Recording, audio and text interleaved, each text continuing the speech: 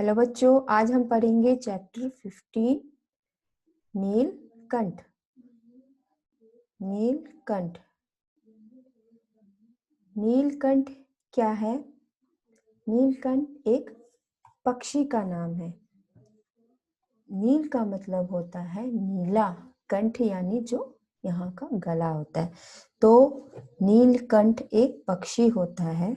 अब देखिए इस चैप्टर में क्या कहा है लेखक ने, हम पढ़ के तो हम आगे बढ़ते हैं। उस दिन एक अतिथि को स्टेशन पहुंचाकर मैं लौट रही थी कि चिड़ियों और खरगोशों की दुकान का ध्यान आ गया और मैंने ड्राइवर को उसी ओर चलने का आदेश दिया। तो यहाँ लेखिका है। तो जिस दिन वो अतिथि को स्टेशन पहुंचाकर, उनके घर में जो गेस्ट आया था उनको स्टेशन में पहुंचाकर वो अपने घर लौट रही थी, रिटर्न हो रही थी, तो चिड़ियों और खरगोशों की दुकान का, माने चिड़िया बेचने का और वो जो खरगोश बेचते हैं उस दुकान का उनको ख्याल आया, ध्यान में आया। तो उन्होंने ड्राइवर को उसी ओर चलने का आदेश दिया। बड़े मियाँ चिड़िया वाले की दुकान के निकट पहुंचते ही उन्होंने सड़क पर आकर ड्राइवर को रुकने का संकेत दिया। मेरे कोई प्रश्न करने के पहले ही उन्होंने कहना आरंभ किया, सलाम गुरुजी, पिछली बार आने पर आपने मोर के बच्चों के लिए पूछा था। शंकरगढ़ से एक चिड़ी मार 2 मोर के बच्चे पकड़ लाया है। एक मोर है एक मोरनी, आप पाल ले। मोर के पंजों से दवा बनती है। सो ऐसे ही लोग खरीदने आए थे। आखिर मेरे सीने में भी तो इंसान का दिल है। मारने के लिए ऐसी मासूम चिड़ियों को कैसे दूं?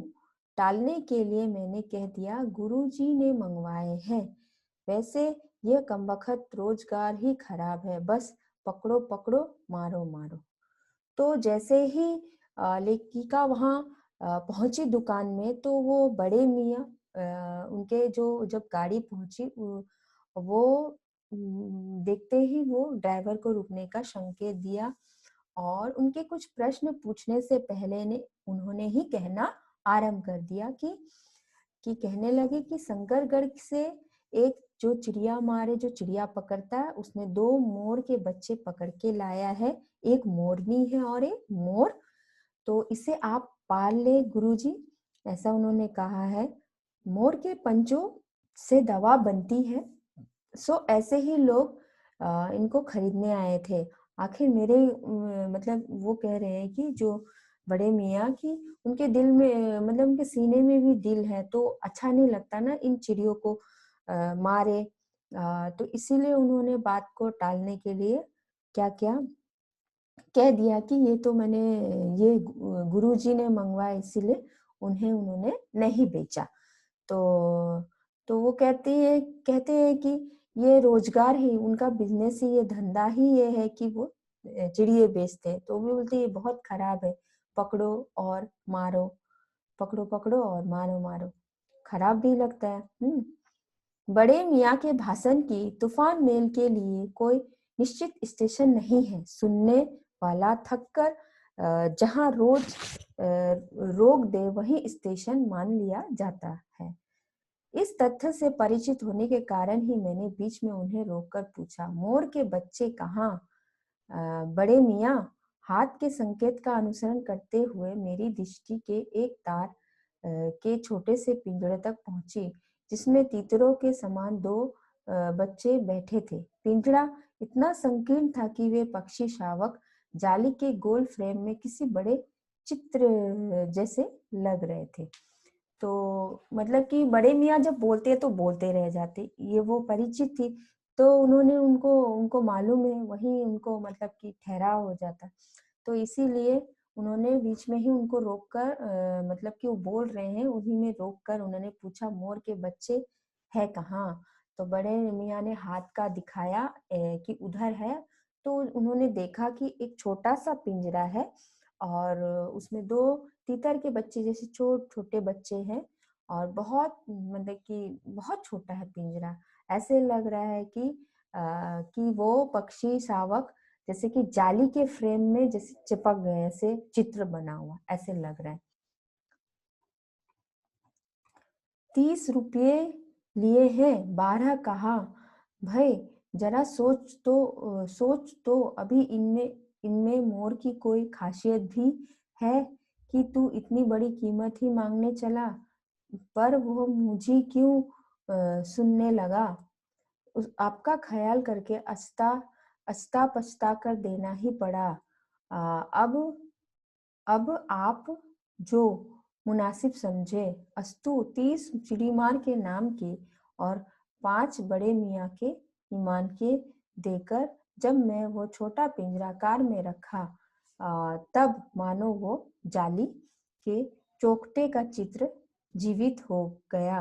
दोनों पक्षी शावकों के छटपटाने से लगता था मानो पिंजरा ही सजीव और उड़ने योग्य हो गया। तो यहाँ उससे बात कर रहे हैं तो कि वो कह रहे हैं कि ये इन चिड़ियों का आप 30 रुपया 30 रुपया क्यों कह रहे हैं। तो वो कहने लगा कि ये मोर के कहने लगा कि अभी तो इसमें मोर जैसा कोई खासियत नहीं है, बहुत छोटे बच्चे 30 रुपये मांग रहे। तो फिर उसने बोला कि जो वो ऐसे मतलब कि जो इसको देके गया है, वो वो बेच रहा था, तो आपका ख्याल आके जैसे भी करके मैंने उसको उतना पैसा देना ही पड़ा। तो अब आप जो समझे मुझे वो पैसा दे, ऐसे करके वो बड़े मियाँ कह रहे हैं। तो ठीक है, तो लेखक ने उन्हें 35 रुपया दिया। बोला 30 रुपया जो चिड़ी मार जो लाके दिया उसके नाम का और 5 रुपया आपके नाम का, ऐसे देकर वो ले लिया उन दोनों पक्षी शावकों को। तो ले लिया तो गाड़ी में ऐसे मतलब कि जैसे कि एकदम छोटा पिंजरा में दोनों ऐसे जैसे कंजेस्टेड होता है ना, ऐसे करके है।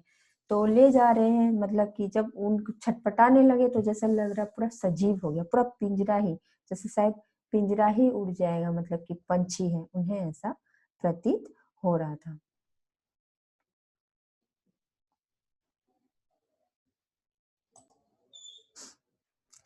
तो इस तरह से उन्हें ऐसा लगने लगा लेखिका को कि पूरा पिंजरा ही अब पक्षी के कारण जब छटपटाने लगी, हिलने लगा, तो ये पिंजरा ही पूरा उड़ने योग्य है। तो घर पहुंचने पर सब कहने लगे, तीतर है, मोर कहकर ठग लिया है।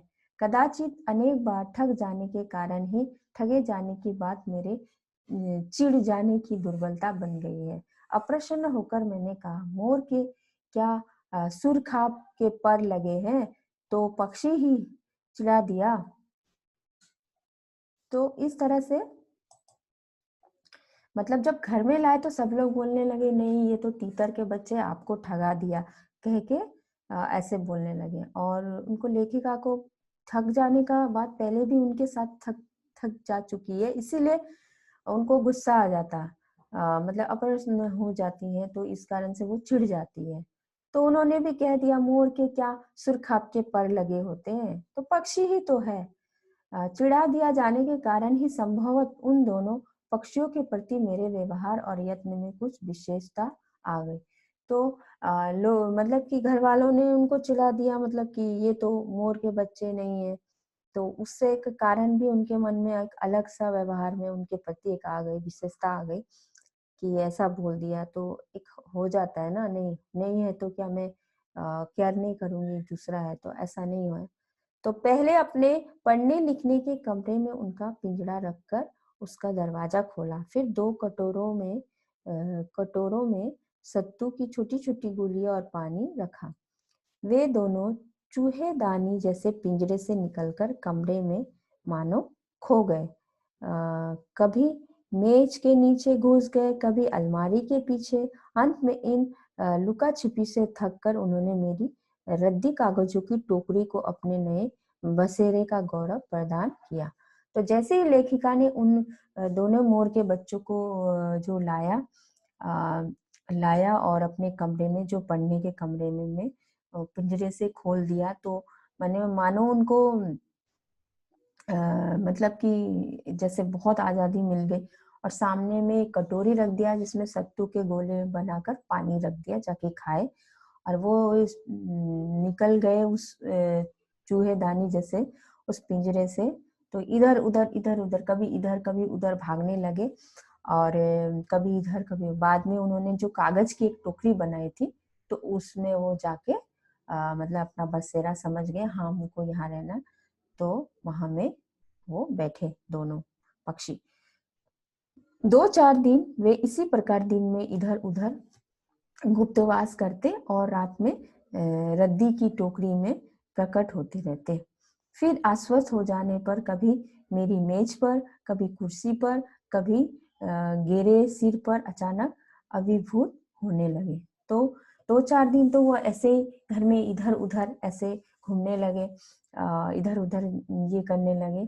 फिर रात को थक-हार कर खा के अपना जो उनका रद्दी का एक टोकरी कागज का बनाया था, उसमें जाके वो आराम करते। तो इस तरह से चलने लगा। फिर उसके बाद वो कभी जब उनको मतलब कि थोड़ा फ्रीली हो गए, तो कभी लेखिका के मतलब कि आगे मतलब कि आ जाते कभी सिर पर, तो कभी खिड़कियों में जाल मतलब कि कभी कभी उनकी मेज पर आ जाते, कभी कुर्सी पर, कभी उनके सिर के पास, इस तरह से। खिड़कियों में तो जाली लगी थी, पर दरवाजा मुझे निरंतर बंद रखना पड़ता था।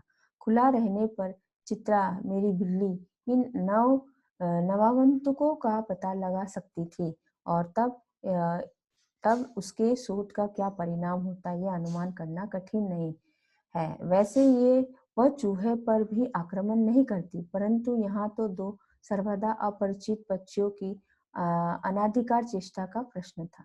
तो लेखिका अब उनके खिड़की में तो जाली था और हमेशा दरवाजा बंद रखती थी क्योंकि उनके घर में जो बिल्ली थी, चित्रा जिसका नाम है, तो वो अभी वो इन चिड़ियों से परिचित नहीं थी, उसे इतना नहीं मालूम था, हो सकता है ये शिकार भी हो सकती है। हालाँकि वो चूहों पे भी नहीं कर आक्रमण नहीं करती थी, लेकिन फिर भी नए हैं तो कुछ भी हो सकता है, इसलिए वो बंद करके रखती थी।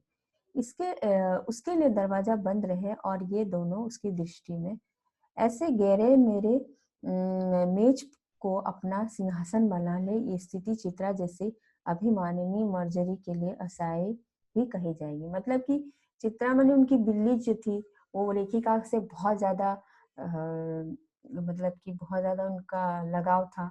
तो अब लेखिका अपने बिस्तर में, मेज में ऐसे नया आया पक्षी को जगह दे दे, तो वो भी तो जानवर होने से भी उनका भी प्यार इसमें समझता है। तो बिल्ली वो मतलब पसंद नहीं करती, तो कि ये आ गया है ऐसे करके, तो जानवरों में भी वो ऐसा स्वभाव होता है ना, इसीलिए वो बंद करके रखती थी दरवाजा में इन 2 मोर के बच्चों को।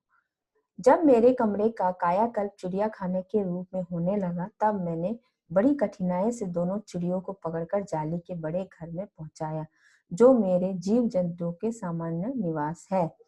दोनों नव आगंतुकों ने पहले से रहने वालों में वैसे ही कौतूहल जगाया जैसे नववधु के आगमन पर परिवार में स्वाभाविक है।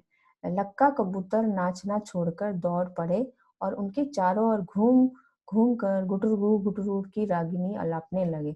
बड़े खरगोश सब सभासदों के समान क्रम से बैठकर गंभीर भाव से उनका निरीक्षण करने लगे। ऊन की गेंद जैसे छोटे खरगोश उसके चारों ओर उछल कूद मचाने लगे। तोते मानो भली भांति देखने के लिए एक आंख बंद करके उनका परीक्षण करने लगे। उस दिन मेरे चिड़ियाघर में मानो भूचाल आ गया। मतलब लेखिका का कमरा अब पूरा मतलब कि ऐसा होने लगा, मतलब कि तितर-बितर उनका वो जो वो कमरा था, जो वो वहाँ में वो बैठती थी, अपना जो भी लिखाई-पढ़ाई का काम करती थी, तो वो धीरे-धीरे चिड़ियाघर जैसा दिखने लगा, मतलब कि गंदा-वंदा हो जाता है ना, तो फिर उन्हें मजबूरीवश उसको लेकर फिर एक बड़ा-सा पिंजरा में रखना पड़ा और उनका उस उधर रखना पड़ा जहाँ उनके और भी जानवर रहते हैं, वहाँ पे पिंजरा रखवा दिया। तो वहाँ में और भी पशु-पक्षी थे जैसे कि कबूतर, उसके बाद खरगोश, हुँ?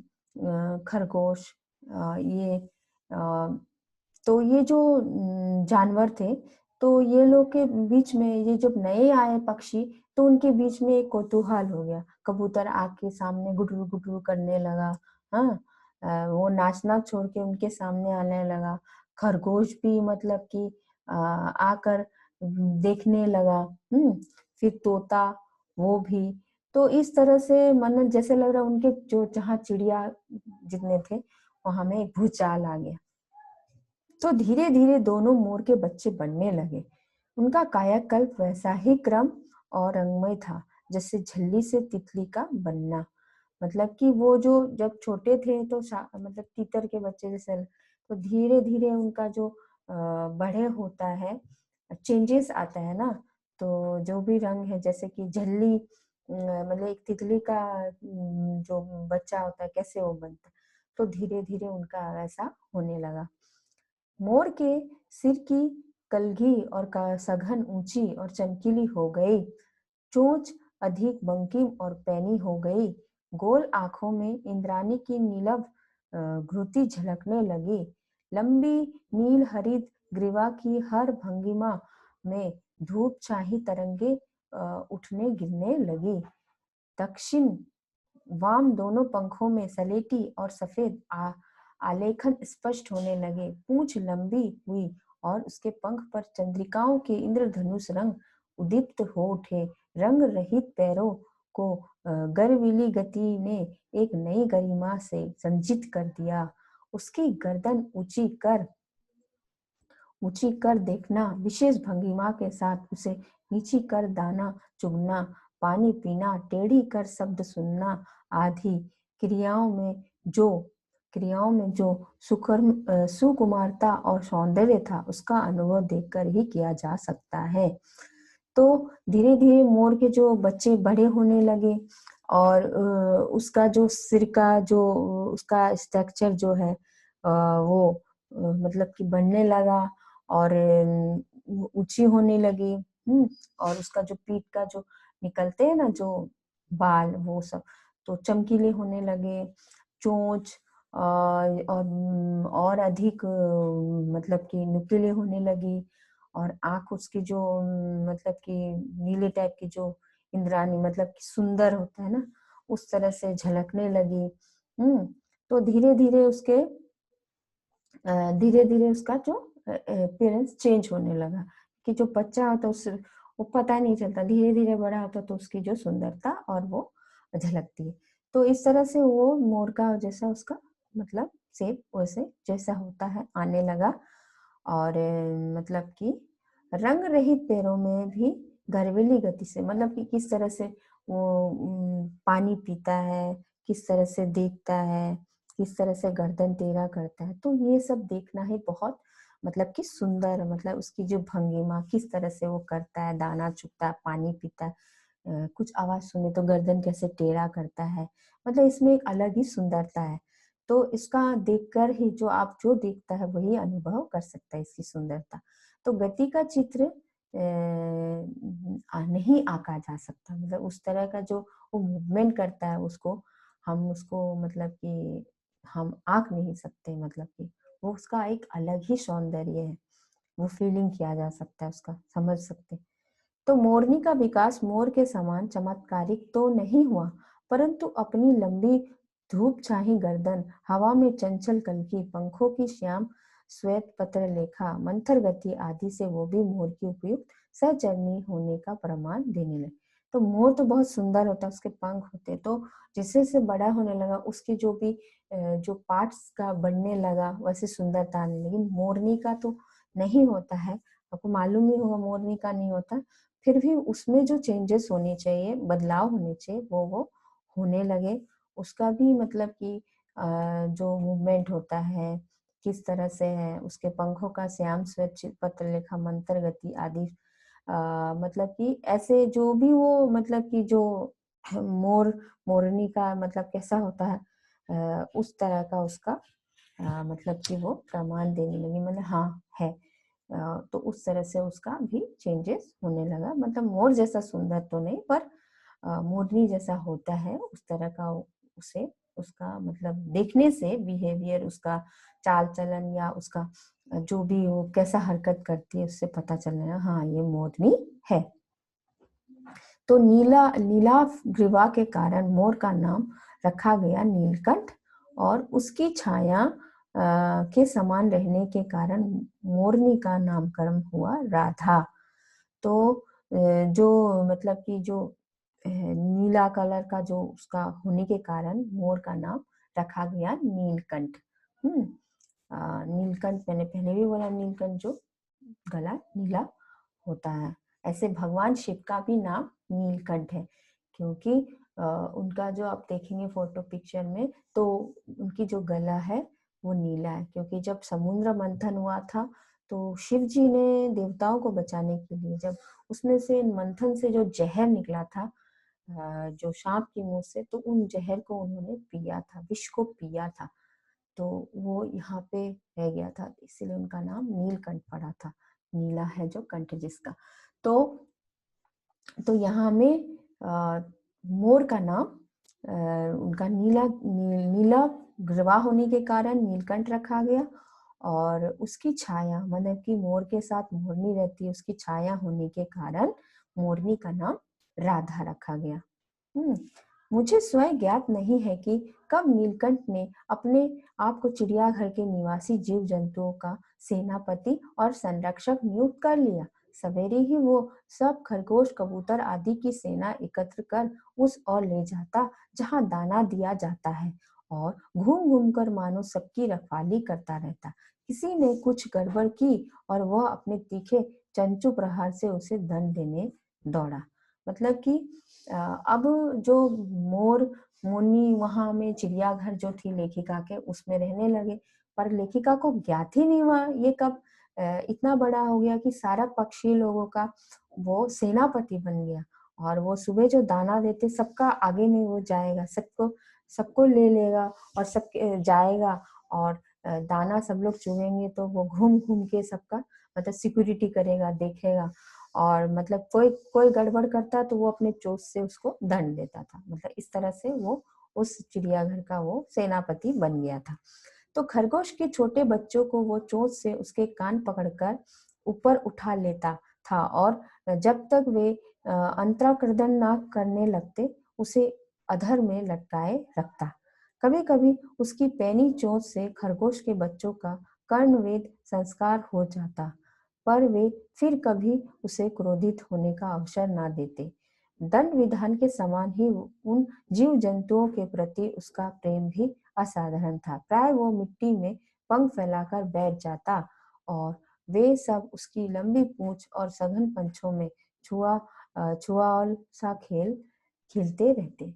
तो एक तरह से वो मतलब कि अगर कोई गलती करता तो उसको वो सजा भी देता था मोर।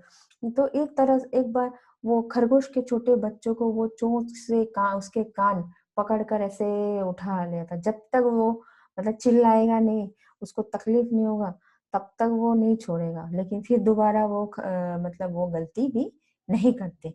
तो इस तरह से मोर करता, और प्लस उसके प्यार भी था बच्चों के प्रति। जब वो पंख फैलाकर बैठ जाता तो उसके ऊपर जो वो अपने वो दूसरे जीव जंतु उसके खेलते भी थे, छुआ छुई खेल भी खेलते। तो इस तरह से उसका प्यार भी था और डिसिप्लिन भी था, इस तरह से मतलब कि वो था। ऐसा ही किसी स्थिति में एक सांप जाली के भीतर पहुंच गया। सब जीव जंतु भागकर इधर उधर छिप गए, केवल एक शिशु खरगोश सांप की पकड़ में आ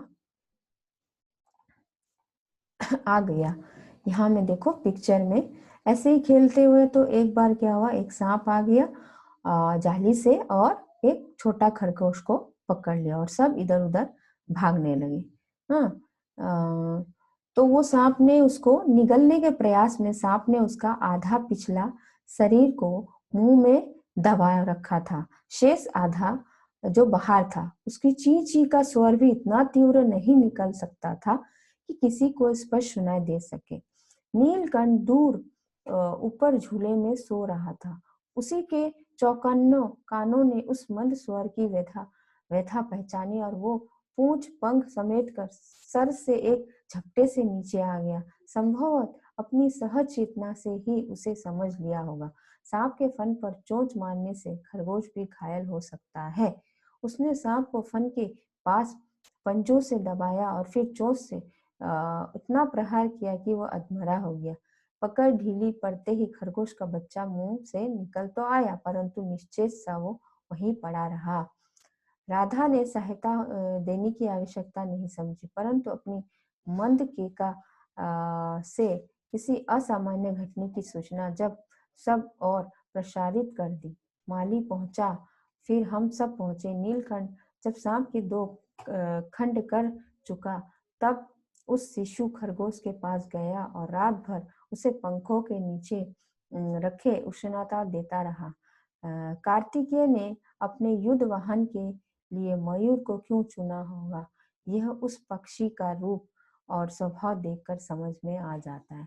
तो इस तरह से जब सांप ने उस खरगोश के बच्चे को मुंह में दे दिया, तो वो सब तो पशु पक्षी भाग गए। किसी को वो खरगोश का बच्चा आवाज भी नहीं कर पा रहा इतना जोर से, तो पीछे का भाग सांप ने मुंह में घुसा लिया और आगे का उसका घुसा नहीं था, तो उससे मुंह से आवाज मतलब धीरे धीरे आ रहा था। तो ऊपर पेड़ में वो मोर मतलब कि आराम कर रहा था, तो उसके कान में कैसे उसका धीमा आवाज भी गया और वो तुरंत वहां से जम करके वो चाहे तो उसको मतलब कि चोट मार देता तो खरगोश के बच्चे को चोट लग सकती, तो उसने उसको पीछे से दबोचा और उसके सर में ऐसे मतलब कि चोट से मारा। तो इससे क्या हुआ, धीरे धीरे वो जो सांप चोट करके अधमरा जैसा हुआ, तो मुंह से उसने खरगोश के बच्चे को छोड़ दिया। लेकिन वो खरगोश का बच्चा जो निकल तो गया, लेकिन नीचे सा पड़ा रहा, मतलब कि बेहोश पड़ा रहा। तो उसकी जो मोरनी थी, उसने सोचा मदद करने का तो जरूरत नहीं, परंतु उसने मतलब कि ये जो घटना मतलब कि चिल्ला चिल्ला के ऐसे कर दिया जिससे माली को भी पता चला, आवाज आया। तो तब तक जब तक आया माली, तब तक नीलकंठ यानी मोर ने उस सांप के दो टुकड़े कर चुका था। और वो जो खरगोश था, खरगोश का बच्चा जो था, उसको उसने रात भर अपने पंख से ढक के रखा, मतलब उसको गर्माहट दिया। हाँ, और देता रहा। अभी मतलब कि ये लेखिका कहती, कार्तिकेय जो भगवान थे, भगवान शिव के जो बेटे थे, उनका वाहन क्या है, मोर है। तो वो अपने युद्ध वाहन मतलब कि वो जो मोर है, मोर को उन्होंने क्यों चुना, तो वही मतलब कि कह रही है लेखिका, इनका अभी मोर का जो ये स्वरूप देखकर पता चलता है कि मोर कितना रक्षक होता है, कितना अच्छा होता है, ये स्वभाव का उनका पता चलता है। मयूर कला प्रिय वीर पक्षी है, हिंसक मात्र नहीं। इसी से उसे बाज, चील आदि की श्रेणी में नहीं रखा जा सकता, जिनका जीवन ही क्रूर कर्म है। मतलब कि मयूर जो है वो क्या है, कला प्रिय वीर पक्षी है वो हिंसक नहीं है। मतलब कि हिंसक मात्र नहीं, मतलब वो जब जरूरत पड़े किसी को बचाने के लिए तो वो हिंसक मात्र बन जाता है। लेकिन इसके वजह से उसको बाज बाज जो होता है ना, देखा, बाज जो चील जो झपट पड़ते हैं, खरगोश चूहा इनको ऊपर से आके ले जाते, तो उनसे इनको उस श्रेणी में इसको मयूर को नहीं रखा जाता है। इनका जीवन क्रूर कर्म होता है। मतलब बाज चील तो इनका काम ही होता है कि बस क्रूरता से मारो और ये करो जीवों को, पर मयूर ऐसा नहीं है, वो हिंसक बन जाता है लेकिन रक्षा के लिए, और ऐसा नहीं होता है। जैसे कि ये अब खरगोश को उन्होंने बचाने के लिए, उसने नीलकंठ ने बचाने के लिए क्या प्रयास नहीं किया, प्लस रात भर उसके बच्चे को, खरगोश के बच्चों को उसने अपने पंख के नीचे रख के गर्माहट दी ताकि उसकी जान बच सके। नीलकंठ में उसकी जातिगत विशेषताएं तो थी ही, उसका मानीकरण भी हो गया।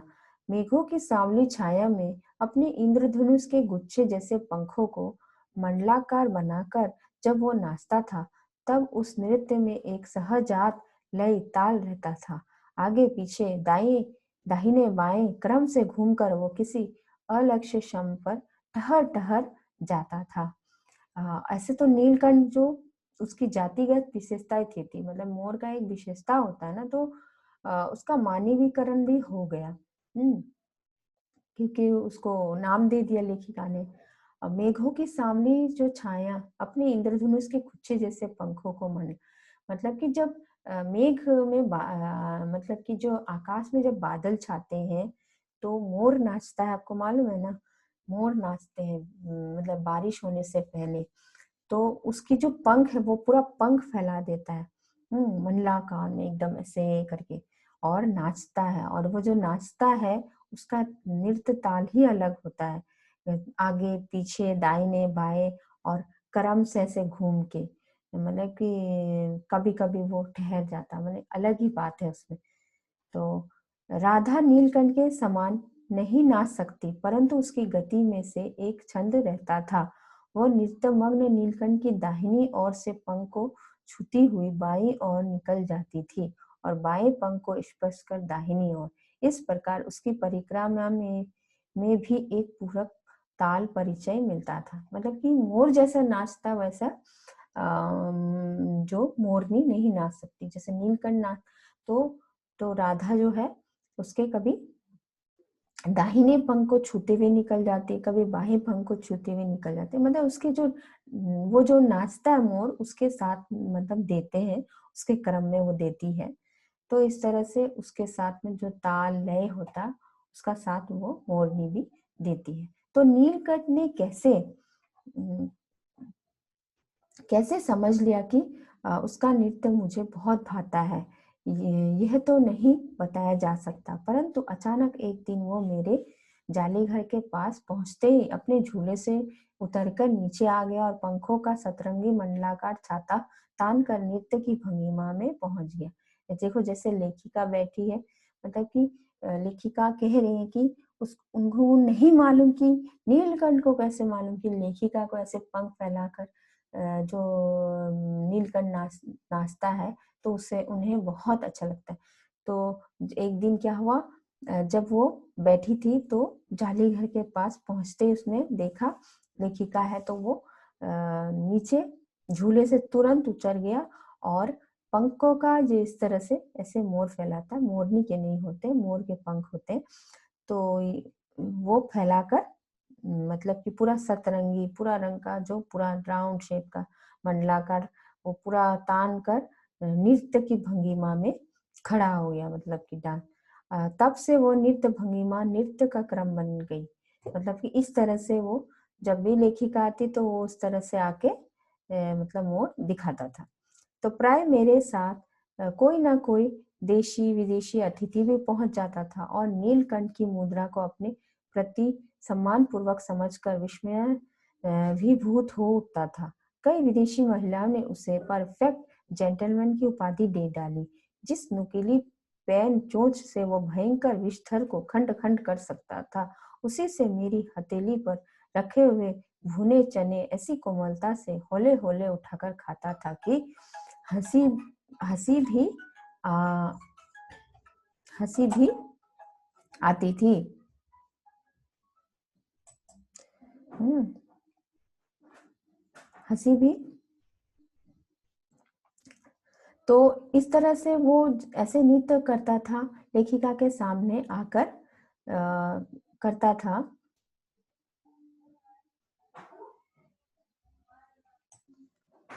तो इस तरह से वो रोज मोर नीलकंठ आके लेखिका के सामने मतलब कि अपना पूरा भंगिमा नृत्य दिखाएगा। और लेखिका के बहुत विदेशी अतिथि जो मेहमान भी आते थे और इस तरह से उसको देख के बहुत मतलब कि मतलब खुश होते थे और चकित हो जाते थे। तो कितने विदेशी महिलाओं ने तो उसे परफेक्ट जेंटलमैन की भी उपाधि दे दी। तो और जिस उसका इतना नोकीला चोंच होता है मोर का, जिस नोकीला चोंच से उसने जो सांप को विषधर को उसने सांप को यानी जो टुकड़ा टुकड़ा कर दिया था, खंड खंड कर दिया था, उसी नुकीले चोंच से लेखिका जब भुने हुए चने हथेली में देती तो बहुत प्यार से खाता था। तो इस तरह से उसका स्वभाव था। फलों के वृक्षों से अधिक उसे पुष्पित और पल्लवित वृक्ष भाते थे। मतलब मोर को फल के पेड़ से ज्यादा फूलों के पेड़ बहुत पसंद थे। बसंत में जब आम के वृक्ष सुनहली मंजरियों में लग जाते, अशोक ने लाल पल्लव में ढक जाता था, तब जाली घर में वह इतना अस्थिर हो उठता था कि उसे बाहर छोड़ देना पड़ता है। मतलब कि जब स्प्रिंग सीजन आता और आम के पेड़ में मंजरी सब फूल निकल आते और अशोक के वृक्ष में नए नए नए पत्ते आ जाते हैं, तो वो मतलब उसको वहां जाना है, मतलब अस्थिर हो जाता है वो उसके पिंजरे में, तो उसे बाहर छोड़ना ही पड़ता, मतलब कि ऐसा हो जाता था। नीलकंठ और राधा की सबसे प्रिय वस्तु तो वर्षा ही थी। मेघों के उमड़ आने से पहले ही वे हवा में अपने सजल सजल आहट पा लेते थे और तब उनकी मंद केका की गूंज अनुगूंज तीव्र से तीव्रतर होती हुई मानो बूंदों के उतरने के लिए सोपान पंक्ति बनने लगती। मेघ के गर्जन के ताल पर ही उसके तन्मय नृत्य का आरंभ होता और फिर मेघ जितना अधिक गरजता, बिजली जितनी अधिक चमकती, बूंदों की रिमझिमाहट जितनी तीव्र होती जाती, नीलकंठ के नृत्य का वेग उतना ही अधिक बढ़ता जाता और उसकी केका का स्वर उतना ही मंद से मंदतर होता जाता। वर्षा के थम जाने पर वो दाहिनी पंजे पर दाहिनी पंजा और बाएं पर बाएं पंख फैलाकर सुखाता। कभी कभी वे दोनों एक दूसरे के पंख से टपकने वाली बूंदों को चोंच से पी पी कर पंख का गीलापन दूर करते रहते। इस आनंदोत्सव की रागिनी में बेमेल स्वर कैसे बज उठता, यह भी एक करुण कथा है। मतलब कि नीलकंठ और राधा यानी मोर मोरनी का सबसे प्रिय वस्तु क्या है? वर्षा ही है। और मेघ जब बादल जब उमड़ के आते हैं, उसका आहट मोर पा लेते हैं और वो मन केका यानी जो मोर है कि उसकी जो गूंज होती है तीव्र से तीव्र, मतलब कि तेज होने लगती है, क्योंकि मोर आवाज करते हैं जब बादल उमड़ के आते हैं। और और जब बूंद गिरती है तो उनको वो मतलब कि उसको वो सोपान करते हैं, उनको लेते हैं, इतना मतलब कि भीगते भी हैं बादल में, बारिश में, मतलब उनको इतना पसंद है। और धीरे धीरे और उनकी आवाज भी उतना तेज हो जाती है और धीरे धीरे जब बारिश खत्म हो जाता है तो वो अपने पंखों को सुखाते हैं। एक एक पैर में एक पैर लग के और फिर एक पंख में दूसरे पंख ऐसे करके सुखाते हैं। कभी कभी तो अपना वो पंख का पानी भी पी पी कर सुखाते हैं। तो इस तरह से मतलब कि ये जो इस तरह से जो उनका क्रम है, मतलब कि जो मोर मोरनी का, उसके बारे में बताया है कि कैसे वो करते हैं जब बादल आते हैं, बारिश होती है। तो एक दिन मुझे किसी कार्य से नखा सोखने से निकलना पड़ा और बड़े मियाँ ने पहले के समान कार को रोक लिया। इस बार किसी पिंजरे की ओर नहीं देखूंगी, यह संकल्प करके मैंने बड़े मियाँ की विरल दाढ़ी और सफेद डोरे से कान में बंधी एक ऐनक को ही अपने ध्यान का केंद्र बना लिया। पर बड़े मियाँ के पैरों के पास जो मोरनी पड़ी थी, उसे अनदेखा करना कठिन था। मोरनी राधा के समान ही थी। उसके मुझ से बंधे दोनों पंजों की उंगलियां टूटकर इस प्रकार एकत्रित हो गई थी कि वो खड़ी ही नहीं हो सकती थी। तो एक दिन लेखिका को किसी काम से नखास कोने से निकलना पड़ा था, तो उसी जगह में जहाँ बड़े मियाँ का दुकान था, जहाँ से उन्होंने मोर और मोरनी को लिया था। तो पहले के समान ही वो रोक लेंगे बड़े मियाँ, तो इस बार उन्होंने सोचा था नहीं, मैं उनके दुकान के सामने मतलब पिंजरे को नहीं देखूंगी।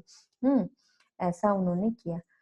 पर वहां में एक मोरनी बंधी हुई थी, जो मतलब कि उसके जो पैर थे, पंजे जो है, उंगलियां है जो टूट गई थी, ऐसे वो खड़ी भी नहीं हो सकती थी। अनायास उसका ध्यान चला ही गया। बड़े मियाँ की भाषण मेल फिर दौड़ने लगी। फिर बड़े मियाँ जो बोलने लगे, देखिए गुरुजी, कमबख्त चिड़ी मार ने बेचारी का क्या हाल किया है। ऐसे कभी चिड़िया पकड़ी जाती है? आप नाई होती तो मैं उसी के सिर पर इसे पटक देता। पर आपसे भी यह अधमरी मोरनी ले जाने को कैसे कहूँ। तो देखा ऐसा हाल है। फिर गुरुजी बोलने लगे, देखो चिड़ी मार ने इसको कैसे पकड़ा कि इसका पैर ही टूट गया। और तो मतलब कि आप तो आई हैं पर मैं आपको दूँ कैसे दूँ? ये तो मोरनी अधमरी है, ऐसे भी वो कह रहा है। सारांश ये है कि 7 रुपया देकर मैं उसे अगली सीट पर रखवा कर घर ले आई। एक बार फिर मेरे पढ़ने लिखने का कमरा अस्पताल बना। मतलब फिर से उसे लेके आए और उस पढ़ने लिखने के कमरे में वो उस घायल मोरनी को, जिसका पंजे सब मतलब घायल थे, टूटे, तो उसको वो लेके आई और पंजों की उन्होंने मरहम पट्टी की और देखभाल करने पर वो महीने भर में अच्छी हो गई। जब अच्छे से देखभाल किया, उसको जो भी ऑइंटमेंट लगाया, तो महीने भर में वो मोरनी ठीक हो गई। उंगलियां वैसी ही टेढ़ी मेढ़ी रही, परंतु वो ठूंठ जैसे पंजों पर डगमगाती हुई चलने लगी। मतलब कि टेढ़ी मेढ़ी रही, फिर भी वो ऐसे करके भी चलने लगी, डगमगा कर भी। तब उसे जाली घर में पहुंचाया गया और नाम रखा कुब्जा, और उसका नाम रखा कुब्जा।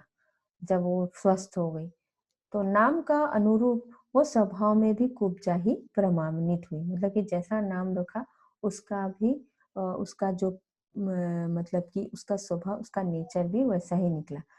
अब तक नीलकंठ और राधा साथ रहते थे। अब कुब्जा उन्हें साथ देखते ही मारने दौड़ती।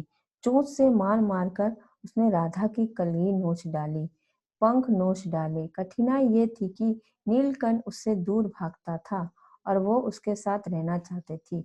ना किसी जीव जंतु से उसकी मित्रता थी, ना वो किसी को नीलकंठ के समीप आने देना चाहती थी। उसी बीच राधा ने 2 अंडे दिए, जिनको वो पंखों में छिपाए बैठी रहती। पता चलते ही कुब्जा ने चोंच मार मार कर राधा को धकेल दिया। फिर वो अंडे फोड़कर ठूंठ जैसे पैरों से सब और छितरा दिए। मतलब कि ये इसका नाम कुब्जा रखा तो सिर्फ वैसा ही इसका नेचर निकला। ये नीलकंठ जो थे, मोर के पास जाना चाहती थी और जो राधा थी उसको वो चोंच मारकर उसको भगाती थी और नीलकंठ के पास किसी को जाने नहीं देती थी। और वो कोई भी और पक्षी से मित्रता यानी दोस्ती नहीं कर मतलब थी उसकी। और नीलकंठ उससे भागता था, उसी के पीछे वो जाती थी। और इसी बीच राधा से ने 2 अंडे दिए और वो पंख में छुपाए बैठी थी।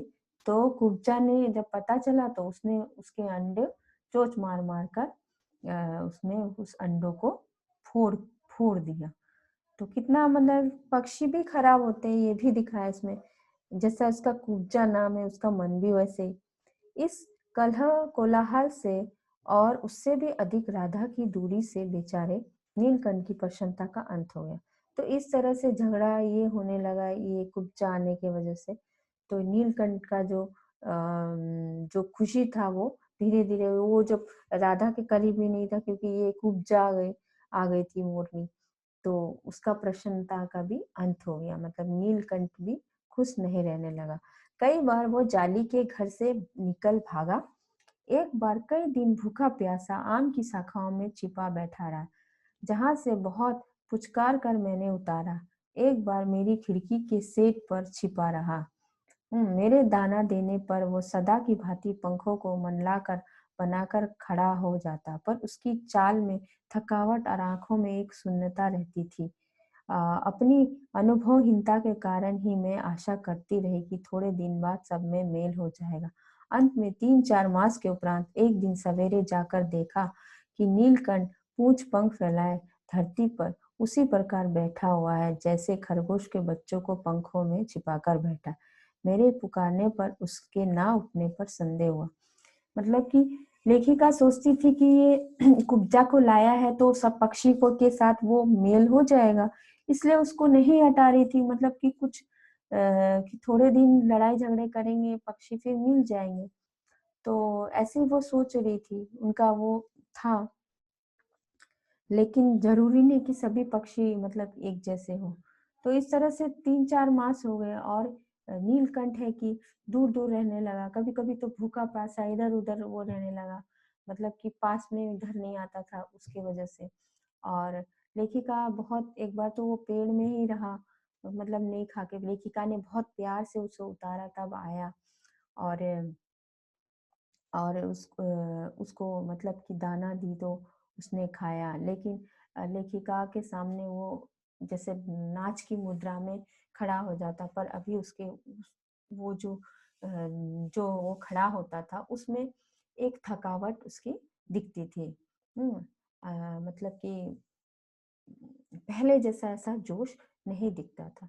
तो एक दिन ऐसे ही मतलब कि बीत गए, तो एक दिन देखा नीलकंठ जो पहले की तरह देखा कि वो पंख फैलाकर जो उसका जो पूंछ पंख फैलाकर धरती पर वो बैठा है। जैसे उसने एक बार खरगोश के बच्चों को ढक के रखा था छिपाकर, वैसे। तो जब लेखिका ने उसको पुकारा तो फिर भी वो नहीं उठा, तो संदेह हुआ। तो वास्तव में नीलकंठ मर मर गया था। क्यों का उत्तर तो अब तक नहीं मिल रहा सका। ना ना उसे कोई बीमारी हुई, ना उसके रंग बिरंगे फूलों के स्तबक जैसे शरीर पर किसी चोट का चिन्ह मिला। मैं अपने शाल में लपेटकर उसे संगम ले गई। जब गंगा के बीच धार में उसे प्रभावित किया, तब उसके पंखों की चंद्रिकाओं में से प्रतिबिंबित होकर गंगा का चौड़ा पाट एक विशाल मयूर के समान तरंगित हो उठा। नीलकंठ के ना रहने पर राधा को निश्चेष सी कई दिन कोने में बैठी रही। वो कई बार भागकर लौट आया था। अत वो प्रतीक्षा के भाव के से द्वार पर दृष्टि लगाए रहती थी, पर कुब्जा ने कोलाहल के साथ साथ खोज ढूंढ आरंभ की। खोज के क्रम में वो प्राय जाली का दरवाजा खुलते ही बाहर निकल आती थी और आम, अशोक, कचनार आदि की शाखाओं में नीलकंठ को ढूंढती रहती थी। एक दिन आम की से उतरी ही थी कि कजली अल्सेशियन कुत्ती सामने पड़ गई। स्वभाव के अनुसार उसने कजली पर भी चोंच से प्रहार किया। परिमान परिणाम मत कजली के 2 दांत उसकी गर्दन पर लग गए। इस बार उसका कलह कोलाहल और द्वेष प्रेम भरा जीवन बचाया ना जा सका, परंतु इन 3 पंछियों ने मुझे पक्षी प्रकृति की विभिन्नता का जो परिचय दिया, वो मेरे लिए विशेष महत्व रखता था। राधा अब प्रतीक्षा में ही दुकेली है। आषाढ़ में जब आकाश मेघाच्छन्न हो जाता, तब वो कभी ऊंचे झूलों पर और कभी अशोक की डाल पर अपनी केका को तीव्रतर करके नीलकंठ को बुलाती रहती। तो जब एक सुबह लेखिका के बुलाने पर भी नीलकंठ नहीं आया, तो उसे शक हुआ और जाके देखा, तो वो फैलाए जैसे खरगोश को रखी थी, खरगोश के बच्चों को नील मोर तो वैसे ही फैलाए बैठा था, वैसे ही देखा। तो उसे शक हुआ लेखिका को, तो जाके देखा, वास्तव में नीलकंठ मर चुका था, मोर मर चुका था। और जब जब जबकि उसको कोई कोई बीमार नहीं हुआ था, कुछ भी नहीं हुआ था। किस लिए मर गया? उसका शरीर मतलब कि पूरा कहीं में उसका चोट का भी निशान नहीं था। तो इस तरह से वो लेखिका उसको ले गई और गंगा में जाकर उसे प्रभावित कर दिया।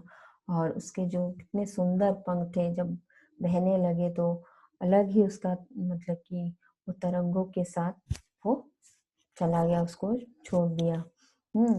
तो नीलकंठ के नहीं रहने के वजह से तो राधा भी कितना दिन तक नीचे सा रहने लगी। किसी मैंने दिन में कोने में वो बैठी ही रहती और कई बार भागकर वो लौट भी आया था। मतलब कितना बार नीलकंठ तो चला गया था, फिर वापस भी आ गया था द्वार में। तो यही वो राधा सोचती है कि वो आ जाएगा, इसलिए वो लगाए रहती। पर जो कुब्जा ने ये कोलाहल जो किया था आने के बाद, उसके वजह से ऐसा हाल हो गया था। तो और उसका जो ये हाल था कि वो खोजती रहती थी कहाँ है, तो उसका ये इस तरह से चलते रहता था। वो कभी कभी तो जाली का जो दरवाजा खुलते ही वो बाहर आके सीधा आम, अशोक, कचनार की शाखाओं में जाकर नीलकंठ को देखती थी। कौन? कुब्जा, वो भी। तो एक दिन वो आम की से उतरी ही थी कि जो एक अल्सेशियन जो कुत्ती थी उसके सामने में आ गया, और स्वभाव के अनुसार जो कजली है उसने कजली पर उसने चोंच मार दिया, क्योंकि उसका ऐसा ही नेचर था, किसी को भी चोंच मार देती थी। तो इससे क्या हुआ, तो वो उस कुत्ती ने भी उसके गर्दन में दांत कर दिए, जिसके वजह से उसका विष लग गया और उसको बचाया नहीं जा सका। तो इस तरह से, और राधा जो है प्रतीक्षा में रहती थी कि कभी झूले में, ऊंचे झूले पर, कभी आकाश अशोक की डाली में बैठकर वो केका को तीव्र तरह, मतलब आवाज अपना निकाल के, तेज आवाज निकाल के जैसे उसको बुला रही। तो इस तरह से लेखिका ने देखा कि जो पशु पक्षी का जो स्वभाव होता है इस प्रकृति में, जो पक्षी का जो अलग अलग नेचर होता, इसको भी लेखिका ने जाना। उनका मतलब कुछ गलतफहमी भी था, वो सोचती थी ऐसे मिलके हो जाए, लेकिन कुछ पक्षी का स्वभाव भी मतलब कि अच्छा नहीं होता, जिस तरह से यहाँ कुब्जा ने दिखाया। उसके आने की वजह से राधा और ये नीलकंठ के जीवन में तहस नहस हो गया, और नीलकंठ का ऐसा हाल हो गया कि वो भूखा प्यासा भी रहने लगा, और धीरे धीरे वो निश्चेष्ट सा होकर प्राणहीन हो गया और मृत्यु को प्राप्त हुआ। तो इस तरह से इस पाठ में लेखिका ने मोर मोरनी के जीवन का भी बताया है, और पशु पक्षी का भी। और उनको लेखिका को, जो महादेवी वर्मा जी है, उनको पशु पक्षियों से बहुत प्रेम था। उन्होंने कई जानवर अपने घर में रखे थे और बहुत उनका प्रेम था, और उनकी कई कहानियां जो है इन्हीं पशु पक्षी पर ही उन्होंने लिखे हैं, जो आप मतलब कि सुनने से करुणा से भर जाएंगे। ये भी सुन के करुणा आ जाता है कि कितना प्यार से छोटे मोर मोरनी को लाया, उसको पाला, और सामने में ऐसे मतलब उनका स्वभाव भी वो जान गई ऐसा होता है। तो बहुत कुछ वो जानी, एक मतलब पक्षियों की प्रकृति का भी उनको नेचर पता चला।